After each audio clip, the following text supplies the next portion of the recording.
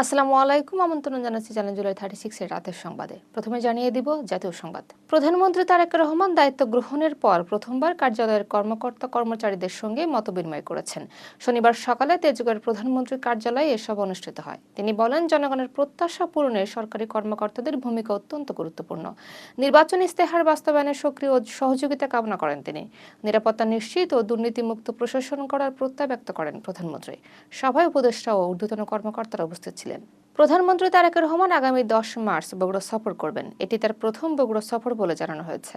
ওই দিন family card কর্মসূচির উদ্বোধন করবেন তিনি। পরীক্ষামূলকভাবে কয়েকটি এলাকায় কার্যক্রম শুরু হচ্ছে। প্রতি পরিবার মাসে 2,500 টাকা সহায়তা পাবে। সফল হলে সারা দেশে কর্মসূচি সম্প্রসারণ করা হবে। সাবেক উপদেষ্টা এম শাখাওয়াত হোসেনের সাম্প্রতিক সাক্ষাৎকার ঘিরে দেশ জুড়ে বিতর্ক চলছে। অন্তর্বর্তী সরকারের সময়ের কিছু ঘটনা প্রকাশ করায় নানা প্রশ্ন উঠেছে। বাংলাদেশ প্রতিদিনের নির্বাহী সম্পাদক মঞ্জুরুল ইসলাম মঞ্জু বলেন, নিজের দায় এড়াতেই তিনি এসব তথ্য সামনে আনছেন।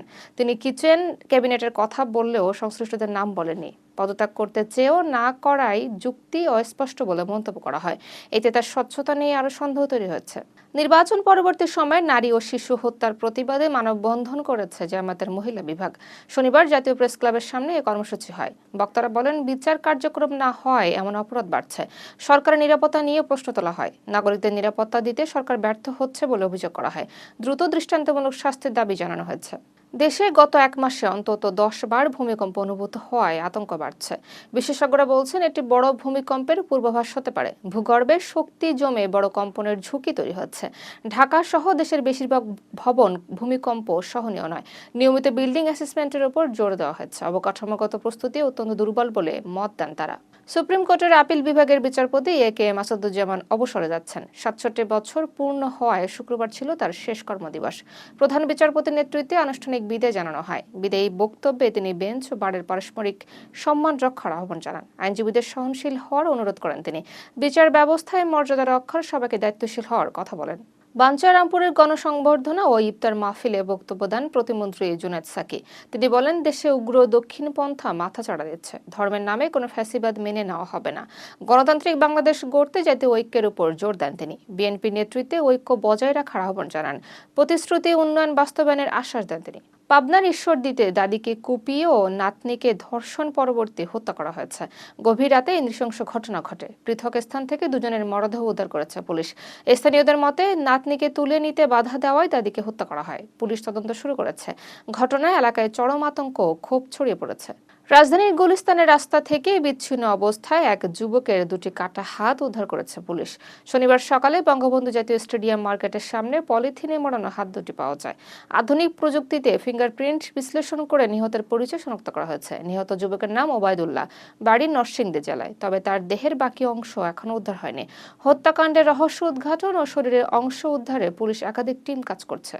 নারায়ণগঞ্জের রূপগঞ্জে বকেয়া বেতন ও বোনাসের দাবিতে শ্রমিক পুলিশের তুমুল সংঘর্ষ হয়েছে। শনিবার সকালে মইকুলি এলাকার একটি পোশাক কারখানায় ঘটনা ঘটে। শ্রমিকরা ঢাকা সিলেট মহাসড়ক প্রায় 5 ঘন্টা অবরোধ করে রাখেন।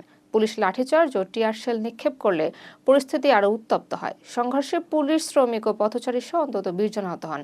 বকেয়া বেতন, শ্রমিক ছাঁটাই ও নির্যাতনের অভিযোগ তুলেছে শ্রমিকরা। দর্শক, এখন জানিয়ে দেব খেলার সংবাদ।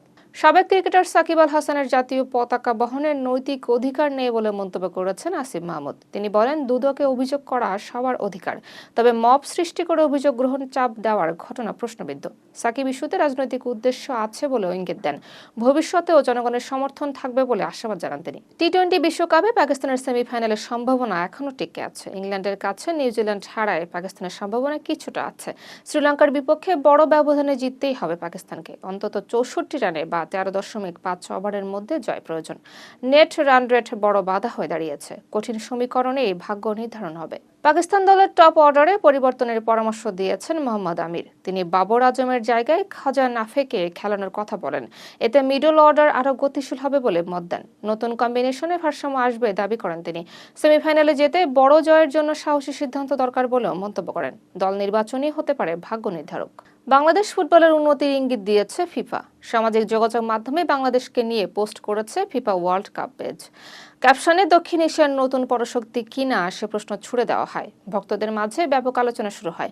সাম্প্রতিক পারফরমেন্সে দলের আত্মবিশ্বাস বেড়েছে। আন্তর্জাতিক স্বীকৃতি ফুটবলে নতুন আশা জাগাচ্ছে। দর্শক, এতক্ষণ সাথে থাকার জন্য ধন্যবাদ।